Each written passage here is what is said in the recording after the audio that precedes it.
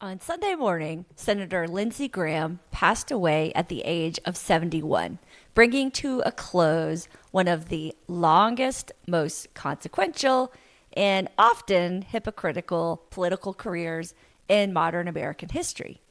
Whether you admired him or criticized him, Graham was rarely ignored. Honestly, every time I saw him on TV, I watched, but I cringed with how much press he got. He was a conservative Republican from South Carolina, one of Donald Trump's closest allies in the Senate, a fierce advocate for American military power, and one of the most recognizable political figures of the last 2 decades. But before he became known as one of Donald Trump's closest allies, Lindsey Graham was known for something very different. He was John McCain's closest friend in the United States Senate. Together with Democrat turned independent Senator Joe Lieberman, they formed one of Washington's most unlikely political friendships. 3 men who disagreed on many domestic issues, yet trusted one another to spend decades traveling the world together. The Senate nicknamed them the 3 Amigos.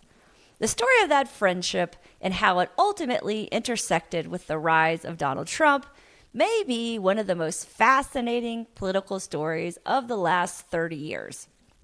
I am Doris Smith, an independent journalist. This is the Journalism of Everything.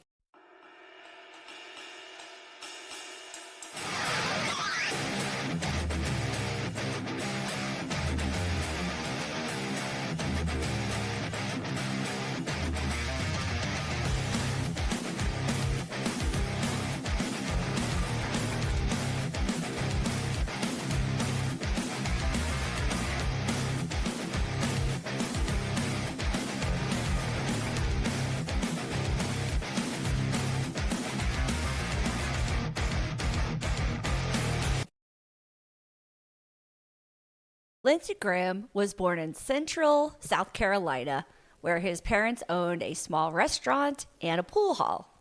After both of his parents died while he was still in college, Graham became the legal guardian for his younger sister while finishing school. He eventually earned his law degree from the University of South Carolina before serving as an Air Force judge advocate or JAG officer. His military service would continue for more than 30 years, eventually retiring as a colonel in the Air Force Reserve.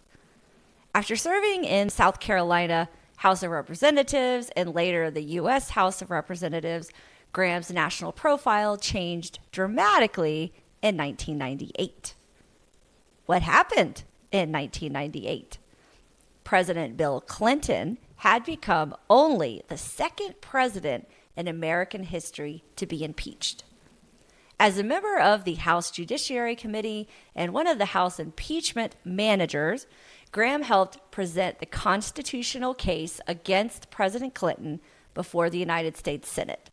Although Graham supported Clinton's impeachment, it's worth noting that he wasn't among the most hardline Republicans back then. He was actually the only Republican on the Judiciary Committee to vote against one of the proposed articles of impeachment, the allegation that Clinton committed perjury in the Paula Jones civil case. Graham argued that Congress should focus on what he viewed as the strongest constitutional claims. During the Senate trial, Graham argued that impeachment was ultimately about preserving the rule of law rather than simply punishing a president.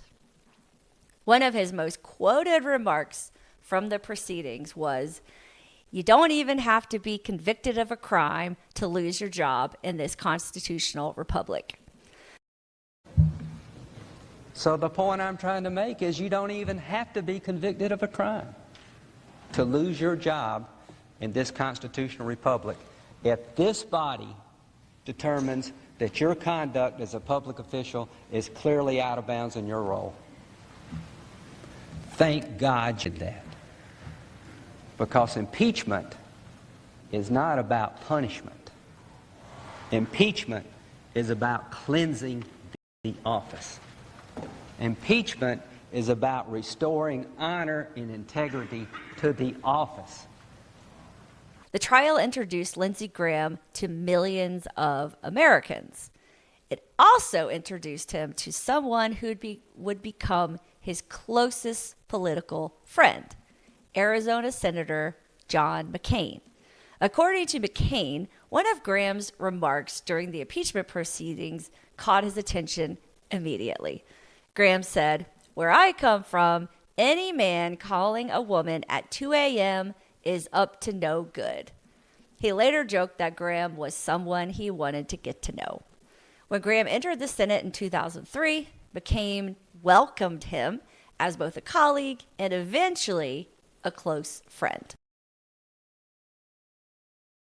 The third member of this unlikely friendship was Senator Joe Lieberman.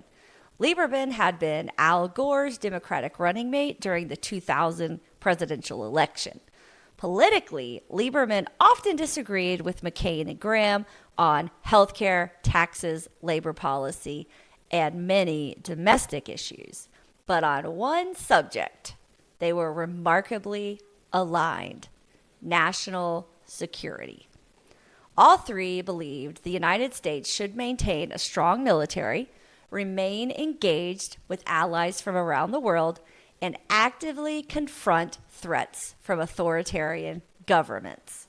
Following the attacks of September 11th, that shared worldview brought them even closer together. They traveled together constantly. Afghanistan, Iraq, Israel, Pakistan, Europe.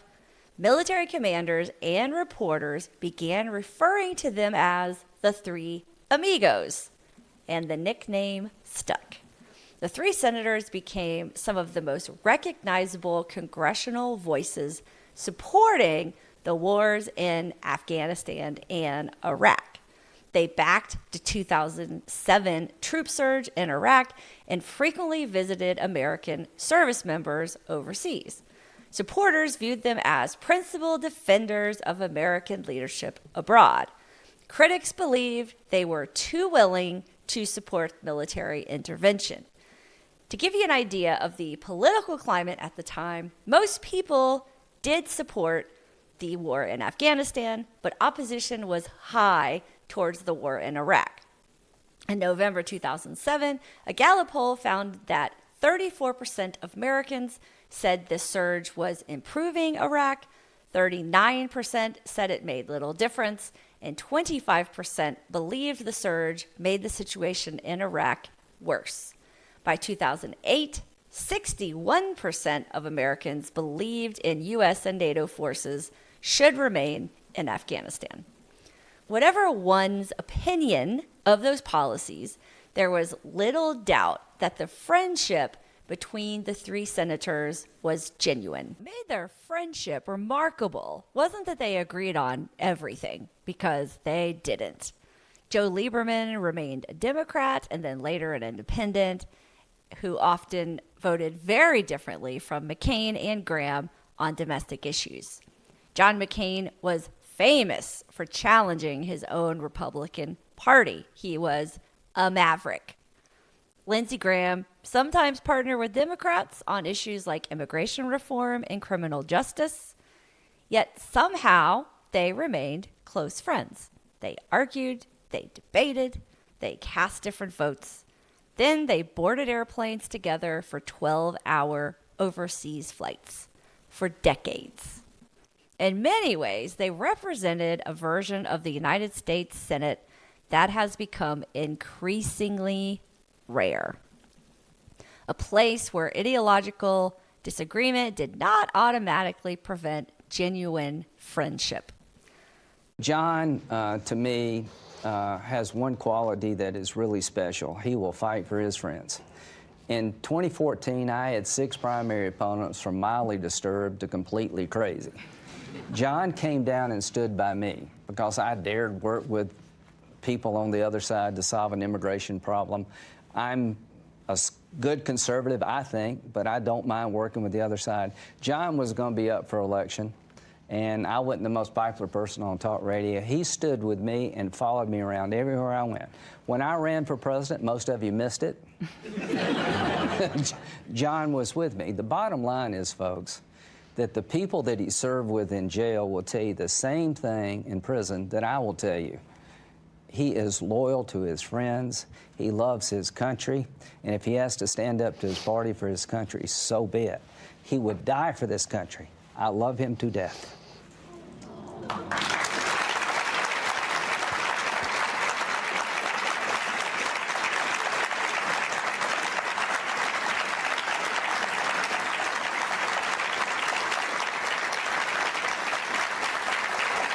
These are rare relationships now, as rarely do senators or congressmen reach across the aisle. And I think that is a very sad fact of politics today.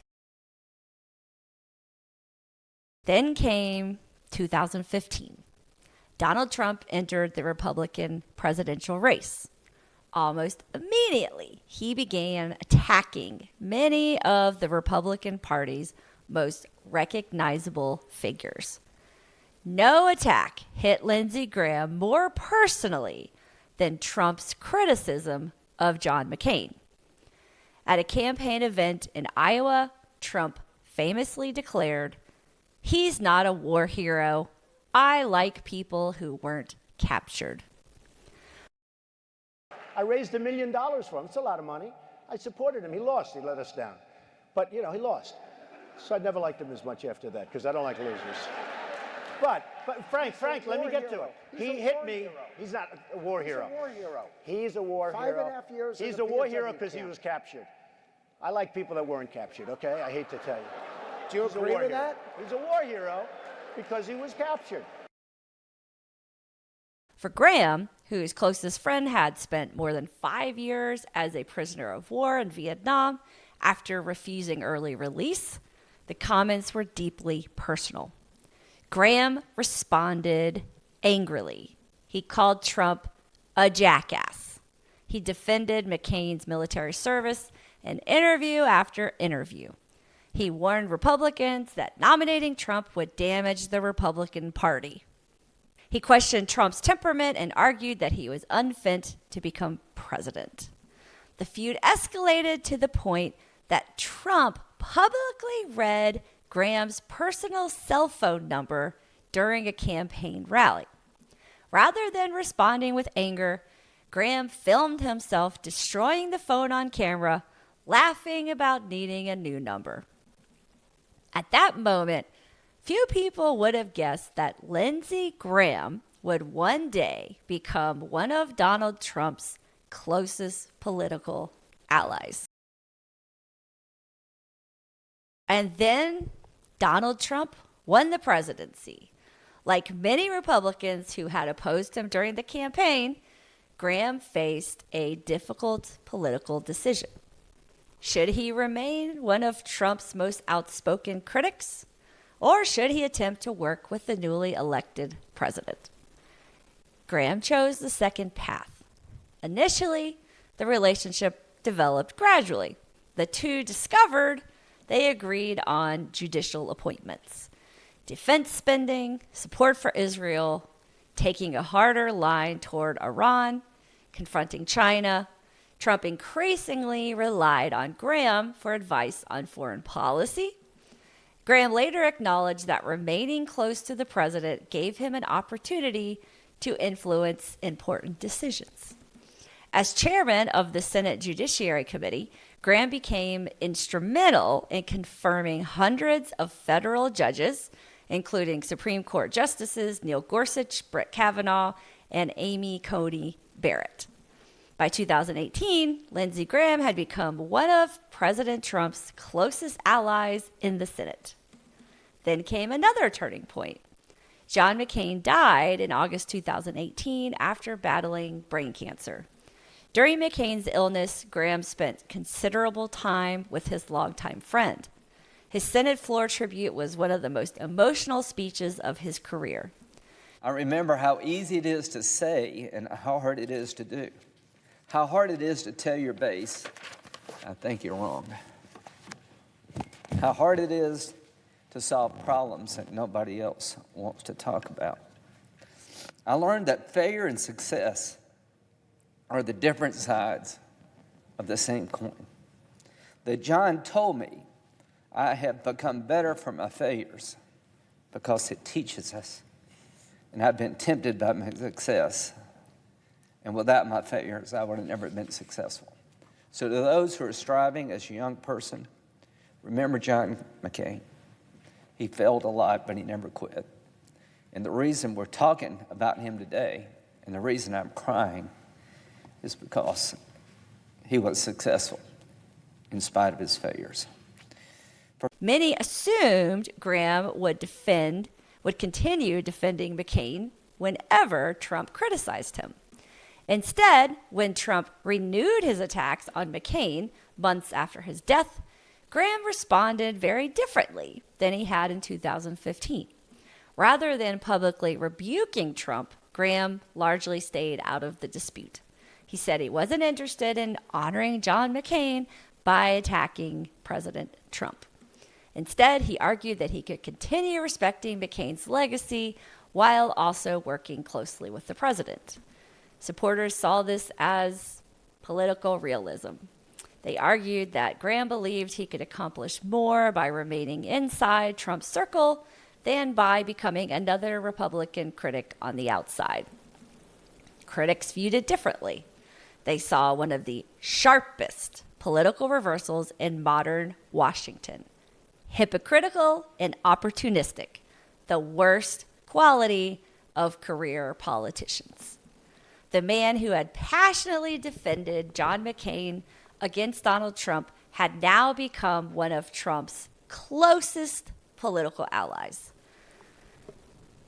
Whether Graham's evolution reflected pragmatism, ideological alignment, political survival, or some combination of all three, remains one of the most debated questions of his career. I think that his rapid shift is going to be what people remember him for, but he made his choice. Joe Lieberman passed away in 2024. Now, with Lindsey Graham's passing, all three members of the Senate's three Amigos are gone, and their legacy is complicated. Many Americans continue to debate their support for military interventions overseas. Others remember them as examples of a Senate where fierce political disagreements did not prevent genuine friendship. They argued, they campaigned against one another, they voted differently, and then they boarded airplanes together and spent hours discussing the challenges facing the country. That style of politics no longer exists in America. Lindsey Graham's career cannot be summarized by a single headline. He was the Air Force lawyer who became one of America's most influential senators, whether you agree with him or not. The constitutional conservative who helped prosecute President Bill Clinton's impeachment. The foreign policy hawk who traveled the world with John McCain and Joe Lieberman. The senator who fiercely defended John McCain when Donald Trump mocked his military service, and later became one of President Trump's closest allies and defenders. Those chapters are very difficult to reconcile, but perhaps they illustrate something important about American politics. Political careers are rarely defined by one decision. They are shaped by changing administrations, changing parties, changing priorities, personal friendships, and difficult choices about principle, influence, and loyalty. Whether history ultimately remembers Lindsey Graham as a principled pragmatist, a political survivor, or something in between will likely remain a subject of great debate. What is less debatable is that his friendships with John McCain and Joe Lieberman represented a style of politics that many Americans now view as belonging to another era. I am Doris Smith, an independent journalist. This is the Journalism of Everything. If you enjoyed this episode, found it to be balanced reporting, please subscribe. I'm a one-woman show. I do everything by myself, and I'm also a busy wife and mother who has an active life outside of journalism. I also now have merch available on my YouTube channel and on my website. I have a line that says freedom requires critical thinking and some other things as well. So please check those out. Thank you so much for listening. Until next time.